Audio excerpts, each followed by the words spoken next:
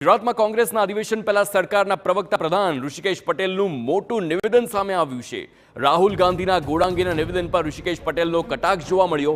કોંગ્રેસમાં કોને ઘોડા ગણવા અને કોને ગધેડા ગણવા એ મોટી સમસ્યા છે। તો પક્ષમાં ઘોડા અને ગધેડા ગણવા એ ખુદ કોંગ્રેસ માટે મુશ્કેલ છે। ખુદ રાહુલ ગાંધીએ સ્વીકાર્યું છે કે અહીં બે પ્રકારના ઘોડા છે। રાહુલ ગાંધી ગુજરાતમાં અધિવેશન કરે કે દિલ્હીમાં કોઈ ફરક નહીં પડે। ગુજરાતમાં કોંગ્રેસ જેવું કંઈ બચ્યું જ નથી।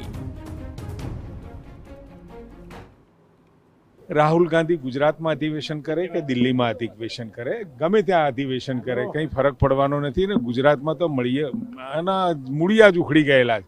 કોંગ્રેસ જેવું ગુજરાતમાં કંઈ બચ્યું નથી અને ખુદ રાહુલ ગાંધીજીને કહેવું પડે કે અહીંયા બે પ્રકારના ઘોડા છે અને સ્ટેટમેન્ટ આપ્યા પછી પણ આટલા દિવસ પછી એ બાબતનો કોઈ નિર્ણય ના લઈ શકાતો હોય।